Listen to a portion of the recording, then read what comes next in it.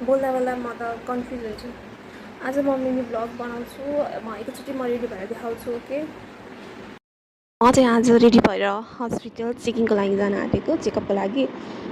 So म यहाँ ready भइसकेँ। ओके, म जाँदाखेरि चाहिँ मैले ड्रेस चेन्ज गरेको हुन्छु। ओके, मलाई किन भन्दा त्यो हुन चाहिँ मैले लुज नै लिएको थिएँ, तर टाइट भएको कारणले अनि मम्मी र म जान्छौँ सफारीमा। नजिकै हो, परिवार नियोजन। अनि त्यसपछि वेट मेरो 70 केजी पुगेको रहेछ। मम्मी र मेरो चाहिँ बराबरी वेट क्या। म चाहिँ विश्वास नै नभएको। अनि यहाँ चाहिँ यहाँ त छिटै हुन्छ, चाँडै काम हुन्छ, त्यस्तो धेरै टाइम लाग्दैन। अनि हामी चाहिँ 1 बजीतिर गएको थियौँ।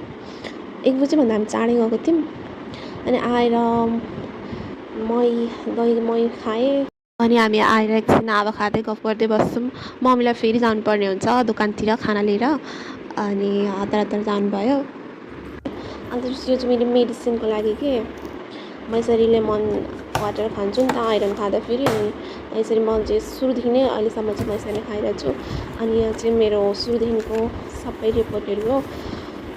अनि चाहिँ रेगुलर महिनामा चाहिँ भिजिट गरिरहेको हुन्छु। अब चाहिँ 15 दिनमा चाहिँ चेकअपको लागि जानुपर्ने हुन्छ मलाई। मैले चाहिँ यत्रो प्रेग्नेन्सी जर्नीमा अहिले नै मैले यसरी मिनी भ्लग बनाएको होला क्या। आज के साह्रो गर्मी र यति धेरै गर्मी छ। मौसम पनि गुम्म गरेछ, हावा पनि चलेको छैन, घाम पनि यति धेरै लागिरहेछ।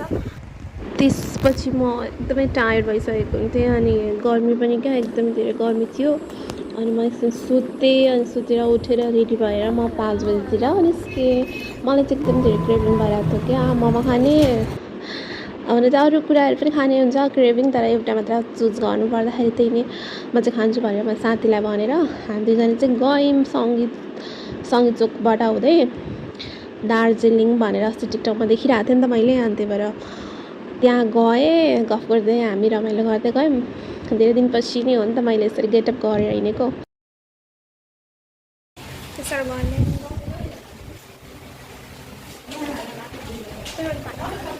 अनि त्यहाँ पुग्दाखेरि चाहिँ थिएन क्या, सबै नर्मल। मलाई राम्रै लागेन त्यहाँनिर चाहिँ।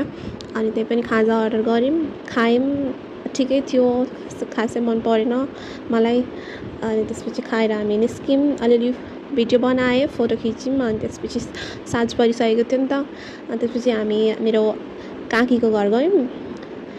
अनि काकीलाई पनि भेटघाट गऱ्यौँ। मलाई चाहिँ एकदम रियर्ड फिल भइरहेको थियो क्या, किनभने मेरो पेट चाहिँ देखिरहेको थियो नि त। अहिले अब 9 महिना पुग्न लागिसकेको थियो। अनि यति नै हो मेरो मिनी भ्लग चाहिँ। अनि तपाईँहरूलाई कस्तो लाग्छ, अलिकति साथ सपोर्ट गरिदिनु होला। हेरिदिनु भएकोमा धन्यवाद।